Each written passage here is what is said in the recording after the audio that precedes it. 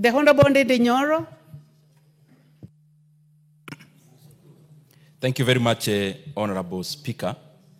Honorable Speaker, I want to say something very briefly, especially in regards to not just this appointment, but all of them. Number one, Honorable Speaker, is based on actually my experience as where I was serving before,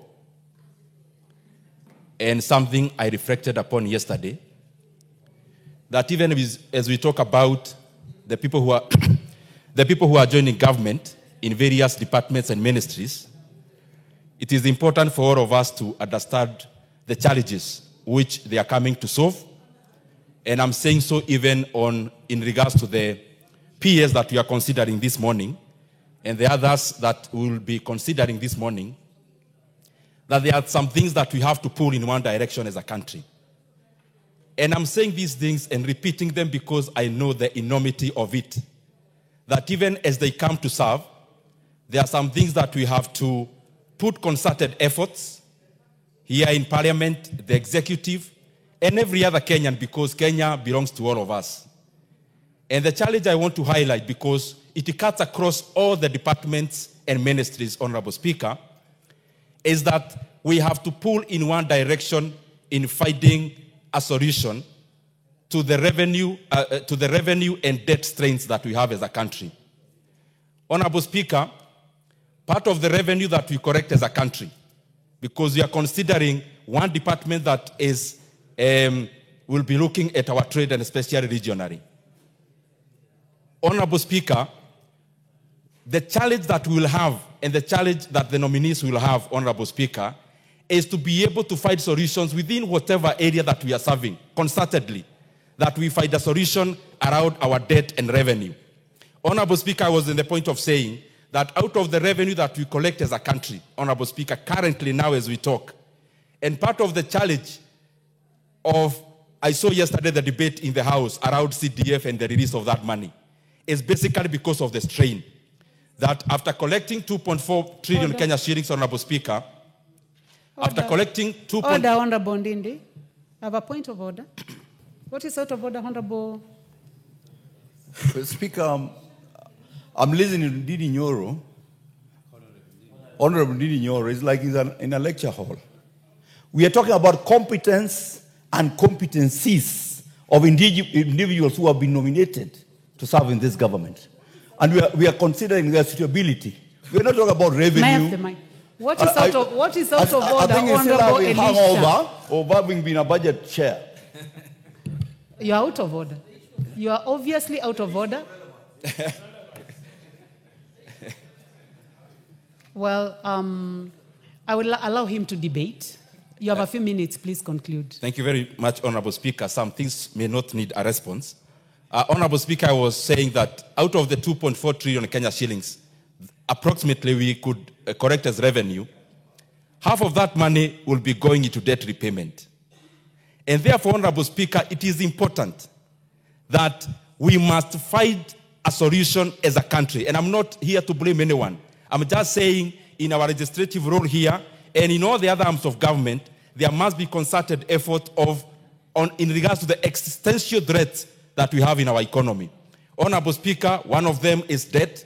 It is tied up with revenue, because if we had more revenue, even the current debt portfolio or servicing will not be as a challenge as it is now, Honorable Speaker.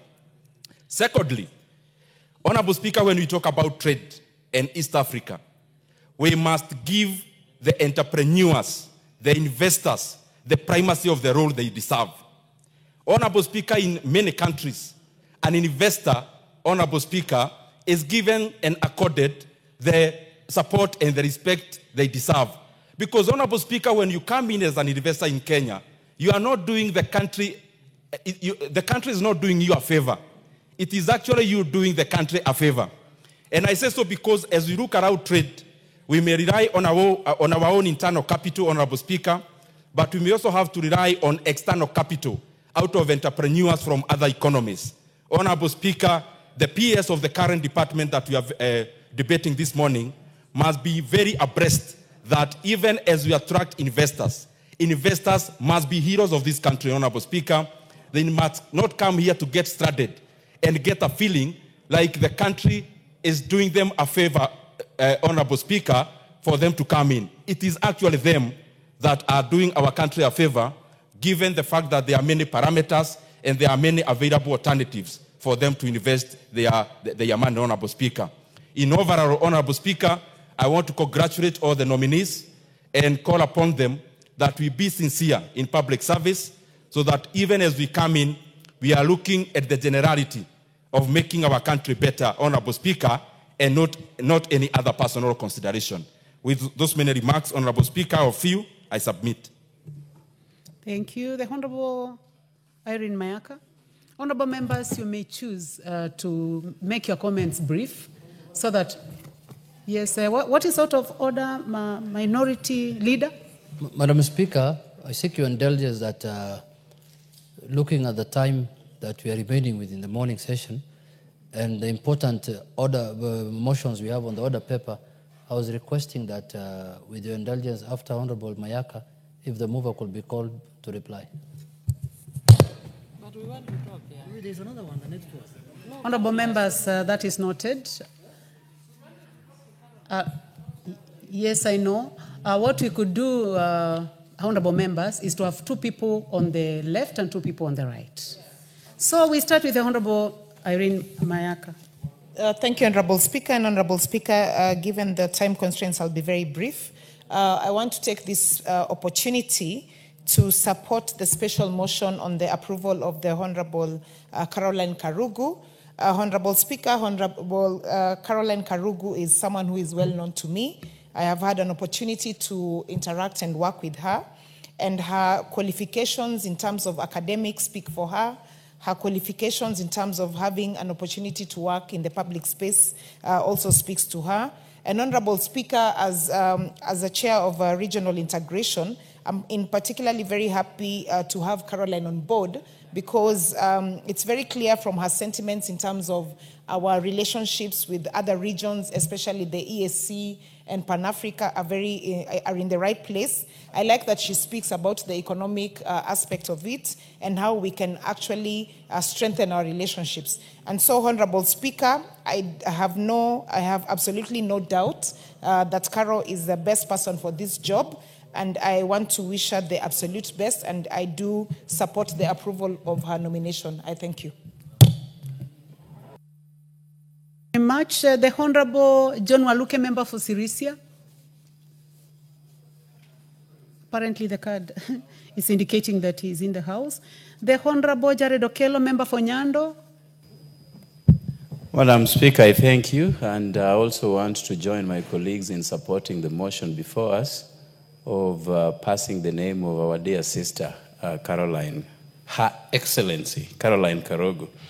I have known her since our Azimio days, and even though the country was balkanized along the Azimio and Kenya Kwanza lines, Honorable Karugu, even though coming from a region that was dominated by Kenya Kwanza, she chose to stick with Azimio because she had faith in what Azimio could be able to achieve for this country at the end of our elections. Honorable Speaker, there are people who flip-flop in politics.